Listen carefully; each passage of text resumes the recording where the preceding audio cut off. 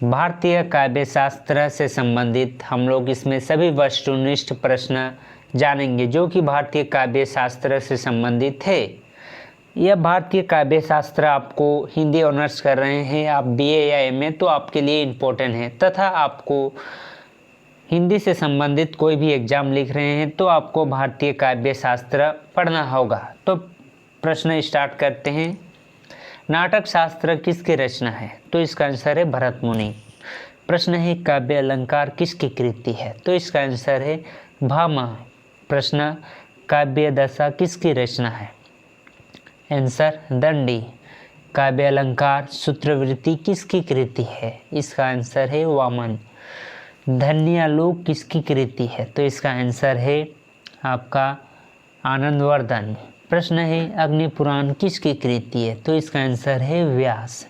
प्रश्न है काव्य मीमांसा किसकी रचना है? तो आंसर है आपका इसका राजशेखर का है। प्रश्न है व्यक्ति विवेक किस आचार्य की है? तो इसका आंसर है महिम भट्ट। प्रश्न काव्य प्रकाश के रचयिता कौन है? मम्मट। चंद्रलोक के रचनाकार कौन है?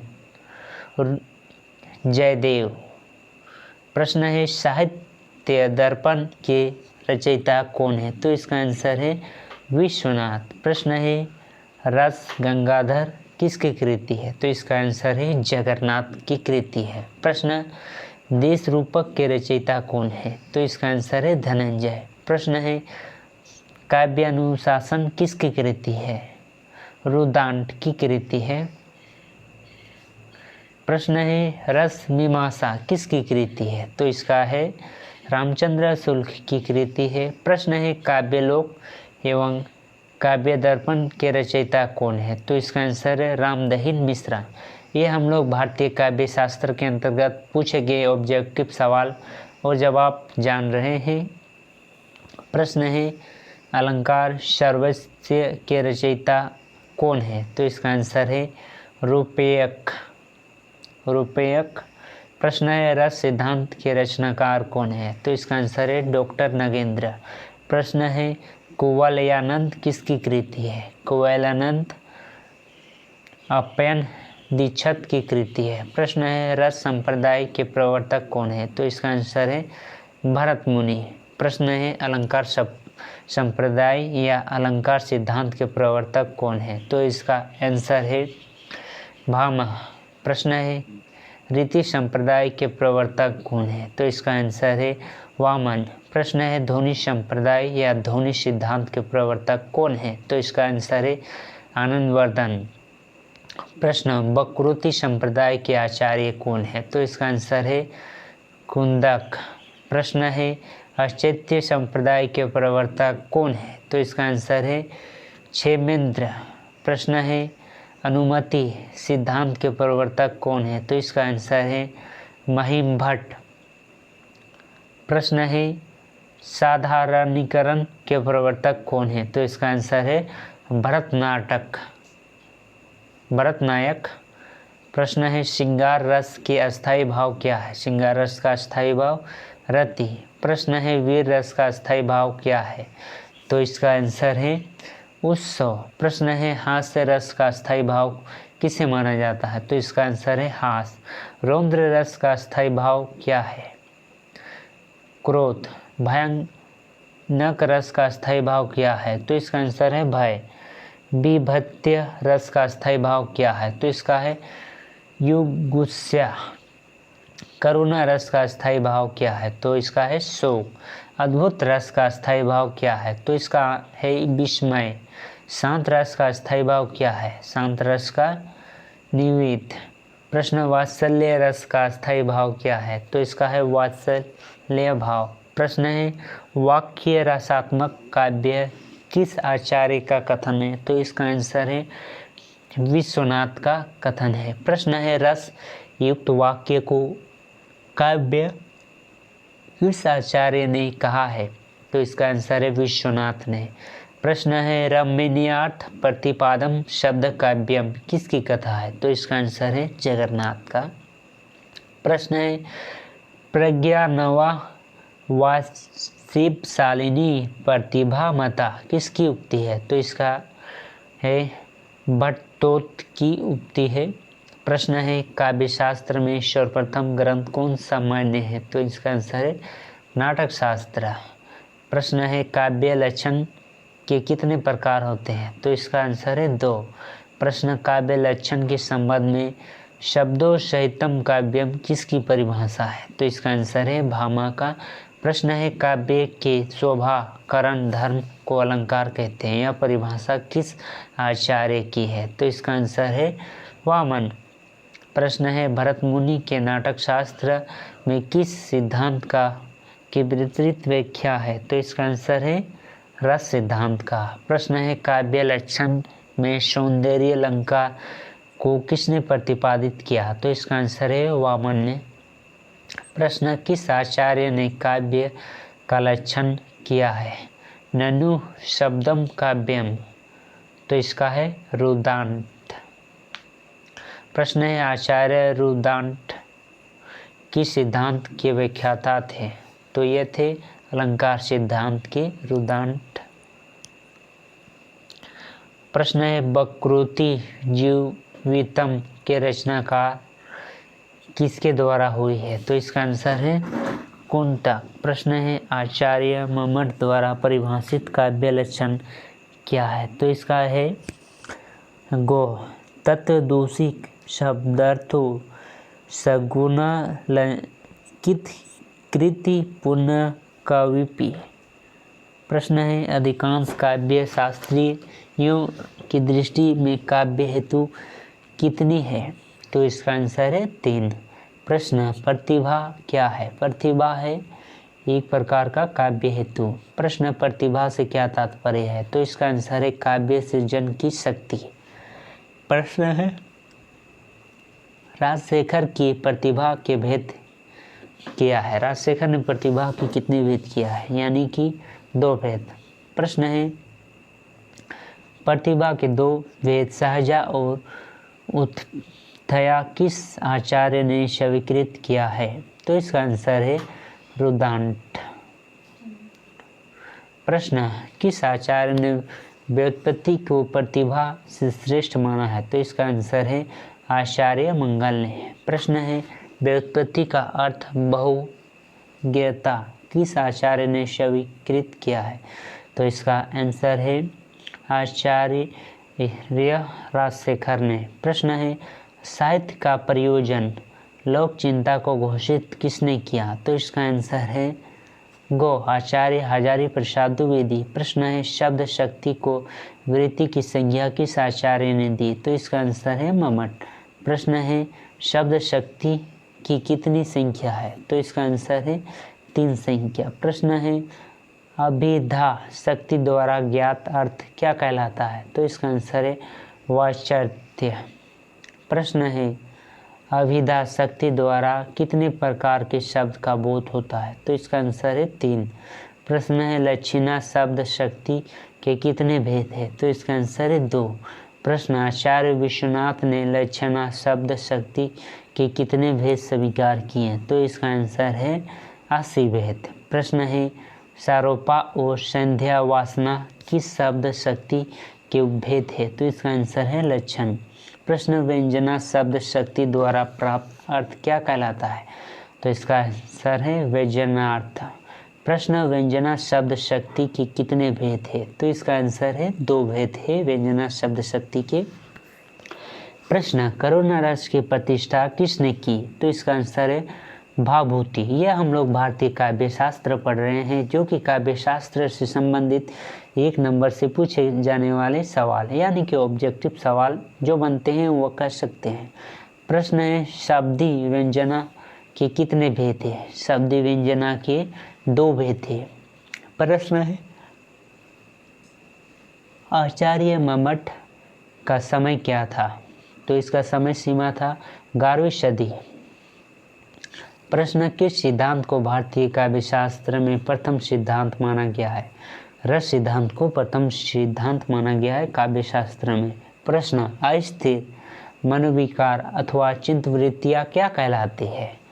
उद्दीपन भाव। प्रश्न है ध्वनि काव्य के कितने भेद हैं? ध्वनि काव्य के 5 भेद हैं। प्रश्न, जहाँ व्यंग्यार्थ, विभाग, अनुभव और संचारी भाव के संयोग पर आधारित वाणी काव्य का भेद कहलाता है।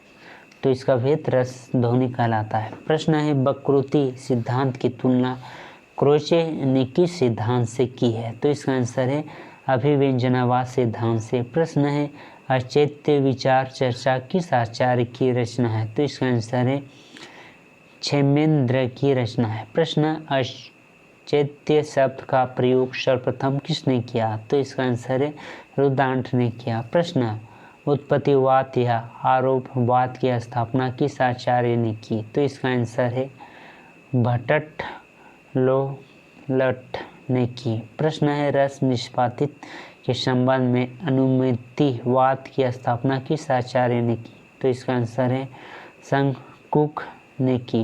प्रश्न है, रस निष्पत्ति के संबंध में भोगवाद की स्थापना किस आचार्य ने की? तो इसका आंसर है भट्टनायक। प्रश्न है, रस निष्पत्ति के संबंध में अभिव्यक्ति की स्थापना किस आचार्य ने की? तो इसका आंसर है अभिनव गुप्त ने की। प्रश्न है, साधारणीकरण तथा व्यक्तिवाद किसकी प्रसिद्ध निबंध है? तो यह रामचंद्र शुक्ल की प्रसिद्ध निबंध है। प्रश्न है, कंगन की कनी निपुर ध्वनि सुनी, कहत लखन संराम हृदय मुनि किस अलंकार का उदाहरण है? तो यह है अनुप्रास अलंकार का उदाहरण है। प्रश्न है, सुधा सुर सम साधु असाधु में कौन अलंकार है? तो इसका आंसर है इसमें अनुप्रास अलंकार है।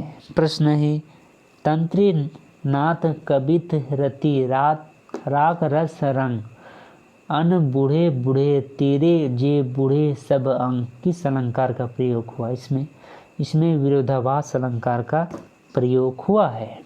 प्रश्न है, भर ताऊ सीपी में सागर प्रिय मेरे अपहार विजय क्या इस अलंकार का प्रयोग हुआ है? तो इसमें है विरोधाभास अलंकार का प्रयोग हुआ है। प्रश्न है, कुंदु इंदु समदे उमा रमन करुण अयन जोहि दिन पर ने करहु कृपा मदन नयन किस अलंकार का प्रयोग हुआ है? तो इसमें आपका अनुप्रास अलंकार का प्रयोग हुआ है। प्रश्न है, सलेश शब्द का अर्थ क्या है? सलेश शब्द का अर्थ है चिपका हुआ।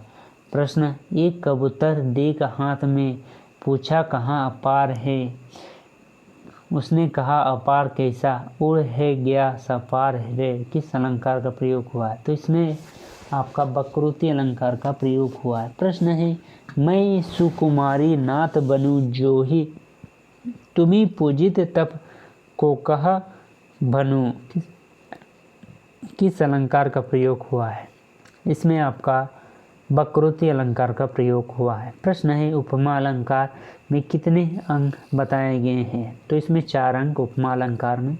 प्रश्न है, नवेल सुंदर श्याम हृदय की सजल नीरत सकल कांति थी किस अलंकार का प्रयोग हुआ है? तो इसमें है उपमा अलंकार का प्रयोग हुआ है। चौपाई किस प्रकार का छंद है? चौपाई यानी सम मात्रिक छंद है। प्रश्न, चौपाई के प्रत्येक चरण में कितनी मात्राएं होती है?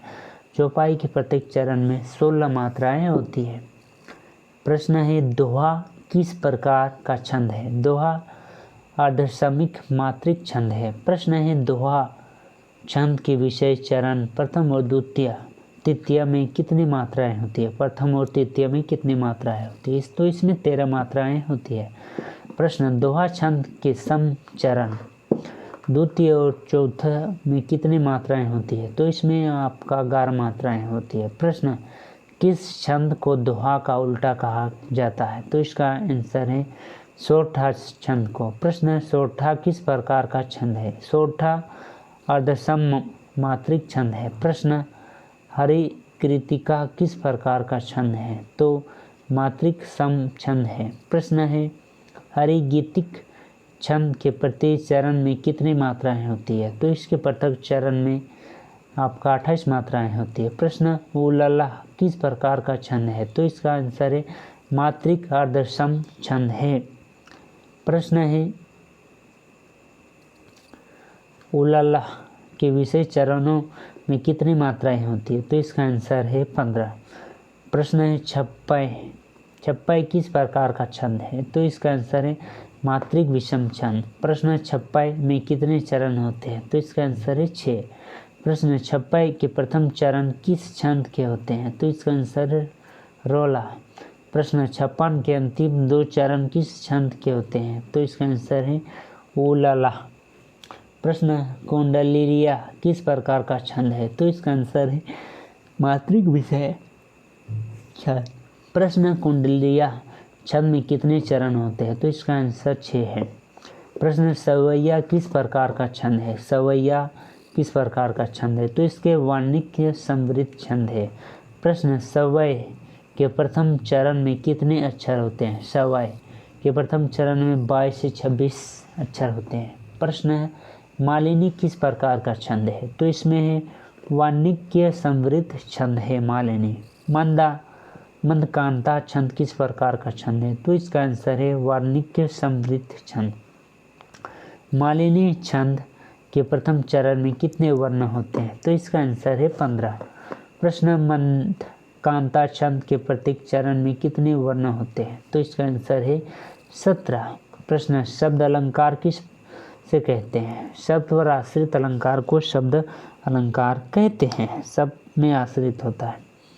प्रश्न अर्ध अलंकार किससे कहते हैं? अर्थ पर आश्रित अलंकार को अर्ध अलंकार कहते हैं। प्रश्न जो शब्द अर्थ दोनों पर आश्रित हो उसे क्या अलंकार कहते हैं? उभय अलंकार कहते हैं। प्रश्न जो रहीमन गति दीप की कुल कपुत की सोए बारे उजियारे करे बाड़े अंधियारो होए में कौन सा अलंकार है? सही विकल्प चुनिए। इसमें सलेस अलंकार है। प्रश्न विकल्प में दिए गए पंक्तियों में से उपमा अलंकार का उदाहरण को बताएं। उपमा अलंकार का उदाहरण वह दीपशिखा से शांत भाव में लीन है। प्रश्न कनक कनक से सो गुए मत काता अधिकाय वह खाए बोराए जख या पाए बोराए में कौन सा अलंकार सही विकल्प चुनिए? यमक अलंकार है। प्रश्न अंबर पनघट में डूबो रही तारा घट उषा नगरी में कौन सा अलंकार है? तो इसमें उपमा अलंकार है। प्रश्न है विकल्प में दी गई पंक्तियों में से अति शोकित अलंकार का उदाहरण बताएं। तो इसका आंसर है एक साथ लघु के पैरों में चापा अविकल। प्रश्न जहां एक ही बार प्रयुक्त शब्द में से एक ही स्थान पर 2 या 2 से अधिक अर्थ निकलते हैं उसे किसे कहते हैं? उसमें कहते हैं सलेस अलंकार।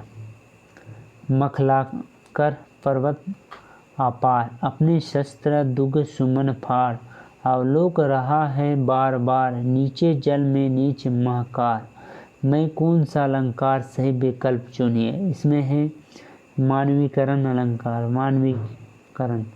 प्रश्न रीझी रही से हंसी हंसी उठे सांस भरी आंसू आंसू भरी कहत दही दही में कौन सा अलंकार है? सही विकल्प चुनिए। इसमें अनुप्रास अलंकार है। प्रश्न है जहाँ बिन कारण के कार्य का होना पाया जाता है वहाँ कौन कौन से अलंकार होते हैं? तो इसमें विभावना अलंकार है। प्रश्न है उपमेय में अनेक उपमानों की शंका होती है जहाँ कौन से अलंकार होते हैं? तो इसका आंसर है संदेह। प्रश्न निम्नलिखित में से कौन से अलंकार के युग्म का सही उल्लेख किया गया है? तो इसमें सभी का उल्लेख किया गया है। तो आंसर में है पहला में उपमेय में उपमान की संभावना को उपेक्षा।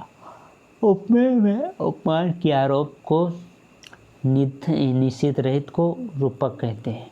उपमेय में उपमान के आरोप निश्चित सहित को उपहनुति कहते हैं। यह सभी सही है। प्रश्न अलंकार के प्रमुख प्रकार कौन से हैं? अलंकार के प्रमुख प्रकार है शब्द अलंकार, अर्ध अलंकार, आधुनिक, पाश्चात्य। ये सभी शब्द अलंकार के भेद क्या क्या है? अनुप्रास, अलंकार, श्लेष, यमक। 3 प्रश्न, निम्नलिखित में से अर्धोलंकार के प्रकार कौन से हैं? तो इसका आंसर है उपायुक्त, सभी, उपमा, उपेक्षा, अन्योक्ति। प्रश्न है विभावना, उपेक्षा, उल्लेख और रूपक किसके प्रकार है? तो इसका है अर्धालंकार का प्रकार है। प्रश्न, पूर्णापमा और लुप्तोमा किसके प्रकार है? तो इसका है उपमा के प्रकार। अलंकार का शाब्दिक अर्थ क्या है? आभूषण, गहना। निम्नलिखित पंक्तियों को उसके सही अलंकारों के साथ सुमिलित करें। तो इसका आंसर है बी, यानी पहले 2, 3, 4 और 1। नीचे के दिए पंक्ति में कौन सा अलंकार है? पी तुम्हारे मुख बांस तरंग, आज भरे सहकार, इसमें श्लेष अलंकार है। रहीमन पानी राखिए सब सून, पानी गे न उभरे मनुष्य चून के में लेखांचित कौन से अलंकार? इसमें है श्लेष अलंकार। कोटि कुलुष सम वचन तुम्हारा में कौन सा अलंकार है? सही विकल्प चुनिए, इसमें है उपमा अलंकार। प्रश्न, पीपर पात सरिस मन डोला में कौन सा अलंकार है? उपमा अलंकार। प्रश्न है निम्न पंक्तियों में अलंकार की पहचान कीजिए। उस काल मारे क्रोध के तनिक आपने उसकी लना, मानो हवा के जोर से स्रोतों हुआ सागर जगा, तो इसमें उपेक्षा।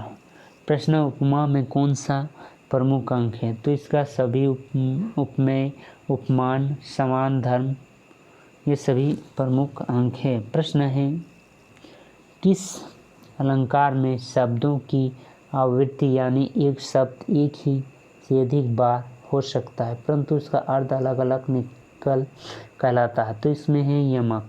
अनुप्रास के भेद क्या क्या है? तो इसका है छेदानुप्रास, वर्षानुप्रास, लोटानुप्रास, यह उपायुक्त सभी। प्रश्न है व्यंजन वर्ण की आवृत्ति किस अलंकार की पहचान है? तो इसका आंसर है अनुप्रास अलंकार। ये भारतीय काव्य शास्त्र के अंतर्गत हम लोग पढ़ रहे थे। भारतीय काव्य शास्त्र के अंतर्गत पूछे गए सभी सवाल और उनके जवाब जान रहे थे हम लोग इस वीडियो में। तो वीडियो आपको कैसा लगा हमें ज़रूर बताइए।